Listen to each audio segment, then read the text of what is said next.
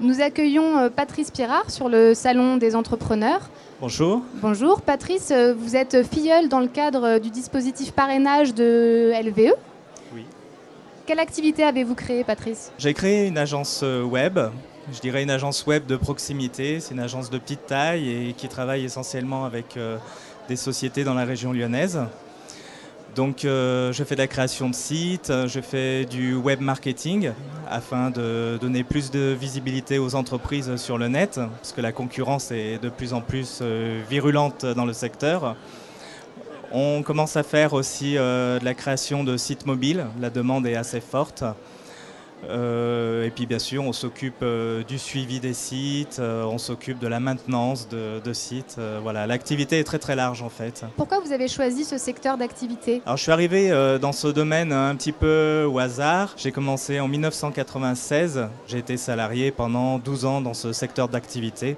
Et finalement j'ai décidé de me lancer parce que je ne m'épanouissais plus en tant que salarié.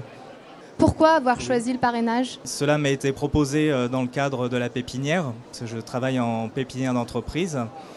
Et le parrainage est vraiment une solution idéale pour quelqu'un comme moi qui a beaucoup du mal à gérer son entreprise. Avec Monsieur Marcaillou, on a appris un petit peu à mieux gérer le temps et aussi à penser à cet aspect administratif en fait, qui est vraiment important. Quelle relation vous entretenez avec votre parrain? Est-ce que vous vous rencontrez régulièrement? Vous faites des points? Comment ça fonctionne? Il m'a apporté aussi bien des conseils sur la façon de gérer mon temps, donc en me proposant des plannings, une méthodologie de priorité en fait, urgent, moins urgent, peut être repoussé à plus tard, mais aussi sur l'environnement de travail qui est important. Et puis ça vous permet de vous recentrer sur votre vrai cœur de métier. Ça me permet d'être en fait plus productif, donc oui, le cœur de métier, ce que j'appellerais plus la production.